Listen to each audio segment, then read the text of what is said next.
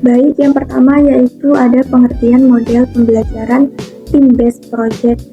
Nah, team-based project ini merupakan metode yang digunakan oleh guru untuk mencapai tujuan pembelajaran agar pembelajaran ini berjalan dengan efektif. Nah, kemudian terdapat pengertian menurut ahli, yaitu menurut Istarani 2011, pembelajaran ini termasuk konstruktivistik, yang dimana pada kegiatan ini siswa berfokus pada pengalaman langsung dan juga untuk melatih siswa untuk memperoleh pemahamannya dari eksplorasi langsung di lapangan pembelajaran. Nah, jadi melalui metode ini, guru juga berfungsi sebagai fasilitator yang memberikan arahan kepada siswa dan juga memberikan bimbingan, sumber belajar. Kemudian sementara siswa yang berperan sebagai subjek belajar yang aktif, dan hasil dari metode ini juga memungkinkan terjadinya student centered learning, di mana aktivitas belajar ini lebih menekankan pada keterampilan berpikir secara kritis dan juga kreatif, serta kemampuan belajar dan bekerja sama dalam berkelompok. Kemudian terdapat tujuan. Nah, di sini tujuan dari metode ini yaitu untuk mengajarkan siswa bagaimana cara bekerja sama dan juga menyelesaikan masalah dan berpikir kritis. Kemudian di sini juga dapat membuat siswa lebih kreatif dalam merancang dan juga menyelesaikan hasil-hasil yang telah diperoleh dari analisis ataupun observasi secara langsung. Nah, kemudian dari metode ini juga dapat membiasakan siswa dalam bertanggung jawab serta paham atas peran masing-masing dalam berkelompok.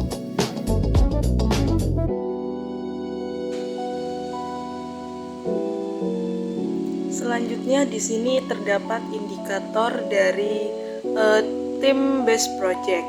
Nah, di sini terdapat 4 indikator, yaitu yang pertama mengaplikasikan, yang kedua menganalisis, yang ketiga mengevaluasi, dan yang terakhir yaitu berkreasi. Selanjutnya di sini terdapat hakikat team based project. Jadi, hakikat team based project adalah model pembelajaran yang menekankan kerjasama dalam kelompok untuk menyelesaikan suatu proyek tertentu. Model ini berorientasi pada pembelajar kontekstual, di mana siswa tidak hanya memahami teori, tetapi juga mengaplikasikannya dalam bentuk karya nyata. Dan di sini juga ada karakteristik dari team based project, yaitu berbasis kerjasama tim. Selanjutnya berorientasi pada proyek nyata. Yang ketiga berfokus pada proses dan produk. Yang keempat pembelajaran mandiri dan kolaboratif. Yang kelima berorientasi pada kompetensi abad 21. Yang keenam integratif dan multidisipliner, dan yang terakhir terdapat evaluasi autentik. Baik, selanjutnya itu langkah-langkah dari prosedur team based project. Yang pertama itu memperdalam materi atau konsep terhadap project yang akan dijelaskan. Yang kedua, membentuk kelompok. Jadi prosedur team project ini harus pembentukan kelompok. Yang ketiga itu menugaskan project. Yang keempat, pelaksanaan project. Yang kelima, pelaporan hasil project. Yang keenam, mempresentasikan hasil project. Yang ketujuh yaitu menilai dan mengevaluasi dari project yang sudah dibuat. Selanjutnya itu kelebihan dari tim based project ini. Yang pertama itu meningkatkan motivasi belajar mandiri dan iklim kerja kelompok. Yang kedua, menyediakan kesempatan untuk membangun hubungan dalam komunitas. Yang ketiga, peserta didik lebih aktif. Yang keempat, memotivasi peserta didik. Yang kelima, meningkatkan rasa tanggung jawab. Yang terakhir yaitu meningkatkan kemampuan bekerja sama. Selanjutnya adalah kekurangan. Jadi di sini ada 3 kekurangan dari tim based project. Yang pertama, membutuhkan kemampuan guru dalam mengelola kerja kelompok secara efektif. Jadi guru harus mampu memfasilitasi kolaborasi, membagi tugas secara adil, dan memastikan setiap anggota kelompok itu berkontribusi. Tanpa keterampilan ini, kegiatan kelompok itu bisa berjalan tidak seimbang atau kurang terarah. Selanjutnya, kelemahan yang kedua adalah membutuhkan kemampuan guru yang mampu mendorong kerja siswa dalam kelompok secara efektif. Nah, di sini guru harus bisa memotivasi semua siswanya agar aktif, terutama yang pasif atau kurang percaya diri. Jika tidak, hanya beberapa siswa yang akan mendominasi sementara yang lain kurang terlibat. Selanjutnya, yang ketiga adalah membutuhkan waktu lebih lama dan sering menimbulkan kesulitan belajar bagi siswa. Proses merancang, menyusun, hingga menyelesaikan proyek membutuhkan alokasi waktu yang lebih panjang. Selain itu, beberapa siswa mungkin merasa kesulitan memahami tugas, mengatur kerja kelompok, atau menyelesaikan proyek sesuai target. Selanjutnya, kesimpulan. Jadi, model pembelajaran team-based project ini merupakan strategi pembelajaran yang menekankan kerjasama tim dalam menyelesaikan proyek atau tugas tertentu. Team-based project memiliki beberapa keunggulan, antara lain meningkatkan kemampuan kolaborasi, kreativitas, tanggung jawab, dan keterampilan berpikir kritis siswa. Penerapannya membutuhkan pemahaman terhadap hakikat, karakteristik, langkah-langkah, indikator keberhasilan, serta kelebihan dan kekurangan model ini agar tujuan pembelajaran dapat tercapai secara efektif. Dengan strategi yang tepat, team-based project dapat menciptakan suasana belajar yang aktif, menyenangkan, dan bermakna, sekaligus membentuk keterampilan sosial dan karakter siswa secara menyeluruh.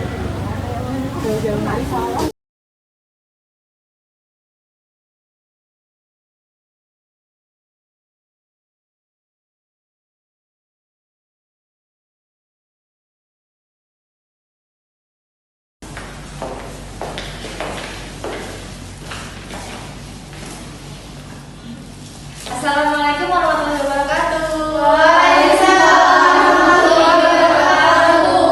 Halo semuanya. Selamat pagi. Jadi kami di sini dari mahasiswa Pendidikan Bahasa dan Sastra Indonesia Universitas Jember.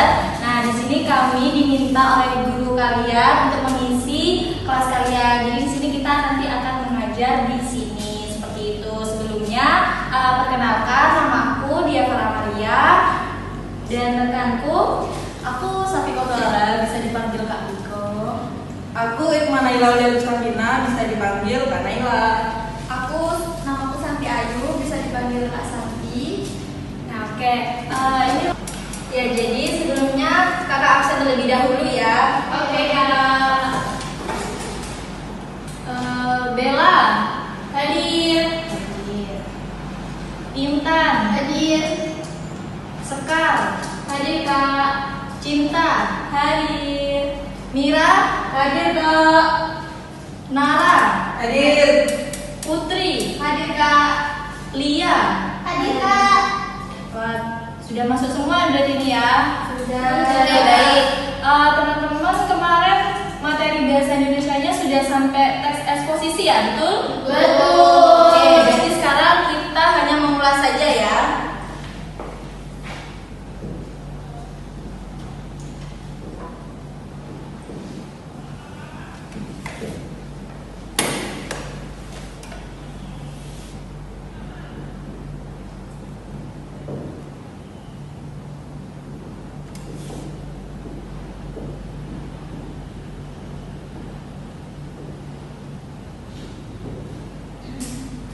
Oke, baik. Yang pertama, pengertian. Teman-teman masih ingat gak pengertian teks eksposisi itu apa? Oke, boleh. Oke, silakan. Baik, teks eksposisi adalah teks yang berisikan tentang data dan juga fakta. Betul. Mungkin ada lagi teman-teman? Ini Kak, kalau namanya aja sih sebenarnya teks eksposisi itu benar disajikan sesuai dengan data dan juga fakta, tapi ada tambahan argumen menurut kita mengenai peristiwa yang terjadi seperti itu. Ya, baik. Jawaban teman-teman sudah betul. Di sini kakak mau menyempurnakan saja. Jadi teks eksposisi ini adalah jenis teks yang berisi informasi atau pengetahuan yang ditulis secara padat dan juga disertai dengan argumen-argumen yang dimiliki oleh penulis seperti itu. Nah, perlu digarisbawahi teman-teman bahwa teks eksposisi ini harus berdasarkan fakta. Jadi harus ada data yang konkret seperti itu. Tujuannya apa? Nah, tujuannya untuk menjelaskan informasi atau pengetahuan tersebut kepada pembaca seperti itu. Dan disertai dengan fakta itu tadi. Nah, fakta di sini untuk menambahkan wawasan kepada pembaca akan informasi tersebut. Apakah bisa dipahami? Bisa. Oke, selanjutnya untuk tujuan, ciri-ciri, struktur dan contoh akan dijelaskan oleh kakak-kakak yang tadi rekan saya. Silakan.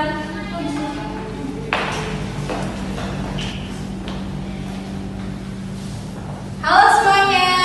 Halo. Mesti harus berdiri dulu gak sih? Oke, baik. Ya, berdiri dulu, berdiri. Ikutin gerakan kakak ya. Gini. Pada hari Minggu ku turut ayah ke kota, naik delman istimewa, ku duduk di muka, ku duduk samping Pak Kusir yang sedang bekerja, mengendai kuda supaya baik jalannya. Tuklit taklit tuklit taklit tuklit taklit tuklit taklit tuklit taklit, suara sepatu kuda. Udah ngantuk kan? Oke. Nah, selanjutnya kakak akan menjelaskan mengenai ciri-ciri dari teks eksposisi. Nah, yang pertama, teks eksposisi itu menyampaikan informasi atau pengetahuan secara padat, jelas dan sesuai dengan yang diterapkan seperti itu. Yang kedua, informasi atau pengetahuan disampaikan berdasarkan kenyataan dan juga tidak dibuat-buat ya. Yang ketiga, isi informasi atau pengetahuan mengandung unsur 5W1H. Ada yang tahu apa itu 5W1H? Tahu Kak? Coba Kak Nafil. Oke, yang pertama ada who, what, when, where, sama apa ya? How. Nah, betul sekali. Ini kurang satu. Betul sekali. What, when, where, What? Ayo apa? Wo, what, when, where, sama how. Why? Why. Nah, betul. Jadi, teks eksposisi itu harus ada unsur 5W1H, yaitu apa, siapa, bagaimana, dan terjadi di mana seperti itu. Yang terakhir yaitu teks eksposisi bersifat objektif sesuai yang terjadi. Jadi tidak dibuat-buat lagi gitu. Dan selanjutnya akan dijelaskan oleh rekan saya mengenai struktur dari teks eksposisi seperti itu.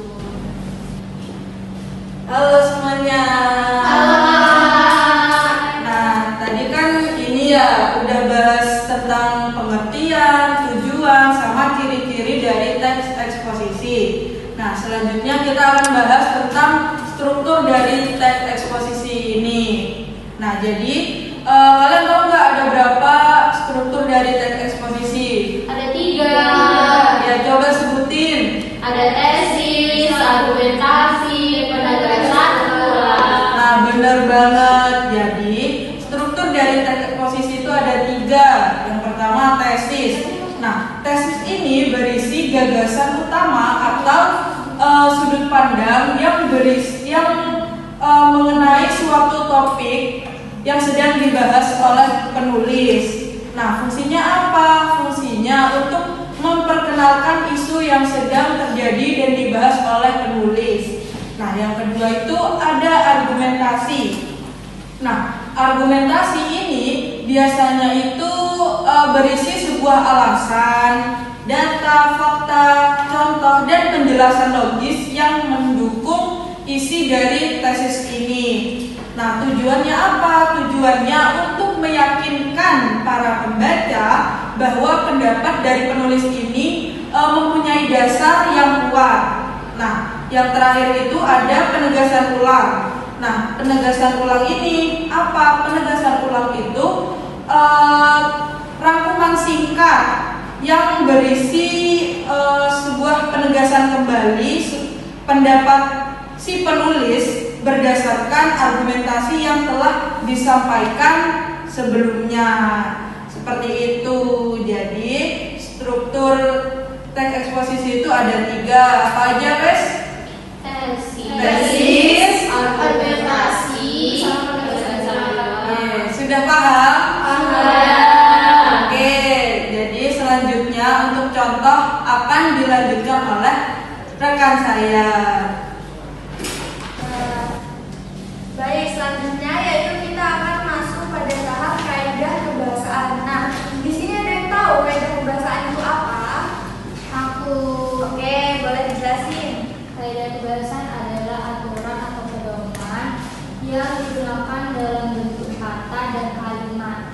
Betul sekali. Nah, pada kaidah kebahasaan ini yang pertama yaitu ada kata teknis. Nah, kata teknis ini kata atau frasa yang digunakan sebagai simbol dalam mengekspresikan suatu konsep. Nah, teman-teman boleh dicatat ya sebagai poin-poin penting. Nah, pada contoh di teks eksposisi ini teman-teman bisa lihat. Apa sudah selesai mencatatnya? Sudah, Oke. Setelah itu kita lihat pada contoh. Pada bagian kata teknis yaitu terletak pada paragraf kedua yang berisi kata setiap negara akan memproduksi barang.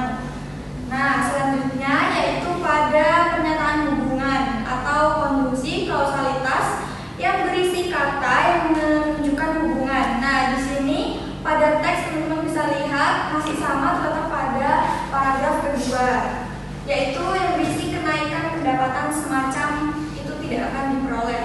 Baik, yang nomor 3 yaitu konjungsi temporal yang berisi seperti kata sebelum itu, kemudian, pada akhirnya, dan sebaliknya. Nah, pada teks teman-teman bisa lihat terletak pada paragraf ketiga yang berisi namun Inggris dan Portugal masih akan mendapatkan untung. Kemudian yang keempat yaitu kata kerja mental. Nah, teman-teman bisa lihat pada paragraf kelima yang berisi pendukung perdagangan bebas sering dicap sebagai kelompok neoliberalis. Kemudian yang kelima nih yaitu berisi kata rujukan, yaitu kata untuk menunjukkan pada kata seperti, menurut, kepada benda atau orang yang berdasarkan merujuk. Nah, di sini teman-teman bisa lihat lagi terletak pada paragraf kelima yang berisi kata seorang peneliti ekonomi Indonesia. Kemudian yang terakhir kata persuasif, yaitu kata yang bertujuan untuk membujuk, mengajak orang lain untuk melakukan sesuatu. Pada teks teman-teman bisa lihat pada paragraf ke-6. Nah, di sini yang berisi Indonesia harus lebih berhati-hati. Nah, teman-teman apakah sudah paham? Sudah. Selanjutnya yaitu kita akan membagikan soal. Teman-teman akan mengerjakan soal yang akan dibagikan oleh Kak Dia. Oke, baik. Jadi bagaimana? Sudah lebih paham tentang teks eksposisi? Sudah. Oke, bagus. Selanjutnya di sini kakak ada beberapa pertanyaan yang harus kalian jawab. Di sini sudah kakak sediakan teks eksposisi dan juga RKPD-nya. Nah, sebelumnya kita bentuk kelompok terlebih dahulu ya. Cukup 2 orang saja, bisa sebangku atau depan belakang. Sebangku saja? Iya. Oke, baik. Jadi di sini kita minta untuk menentukan struktur teks eksposisi dan juga kaidah kebiasaannya. Kakak berikan aja ya.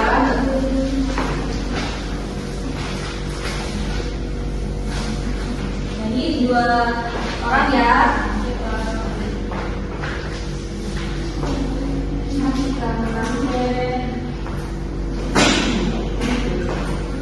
Oke, baik. Untuk pengerjaannya selama 15 menit cukup? Oke, mulai dari sekarang ya.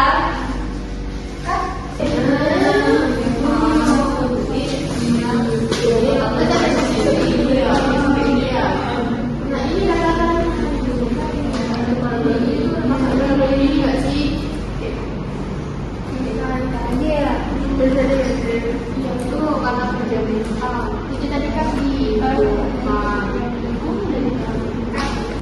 Oke, baik, karena di sini teman-teman sudah paham, mungkin materi kita cukupkan sampai di sini saja. Yang lainnya mohon maaf, semoga ilmu yang kita berikan bermanfaat buat semuanya.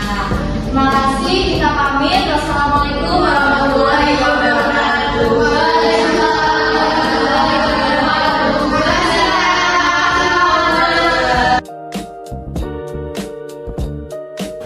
Baik, menurut saya strategi dalam pembelajaran basic project ini mempermudah guru untuk mengakses materi dan juga bagi siswa lebih enjoy untuk memahami materi yang dijelaskan oleh guru seperti itu.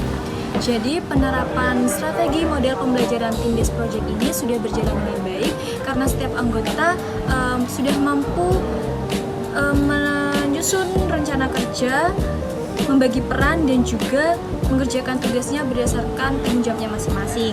Juga strategi ini cukup efektif untuk meningkatkan kerjasama karena di setiap prosesnya mulai dari pengumpulan informasi, penyusunan materi, sampai pada penyajian hasil itu sudah dilakukan secara kolaboratif. Menurut saya, model pembelajaran ini memungkinkan siswa untuk mengembangkan keterampilan seperti keterampilan berpikir kritis, berpikir kreatif, dan juga siswa dapat belajar dan bekerja sama untuk menyelesaikan suatu masalah bersama-sama. Baik, pada penerapan team based project ini sangat efektif karena pada project ini merupakan kegiatan yang kerjasama tim. Nah, dalam project ini siswa bisa lebih belajar berdiskusi, membagi tugas dan juga menyelesaikan masalah bersama. Nah, pada project ini siswa dapat lebih kreatif dalam merancang dan juga menyelesaikan masalah. Nah, pada project ini juga memiliki tantangan tersendiri yaitu di mana kurangnya merata dalam membagi tugas dan juga kurang berpartisipasi siswa. Kemudian dalam metode ini juga dapat memberikan kesempatan bagi guru lebih kreatif lagi dalam menciptakan pembelajaran yang kreatif, bermakna dan juga lebih relevan dengan siswa.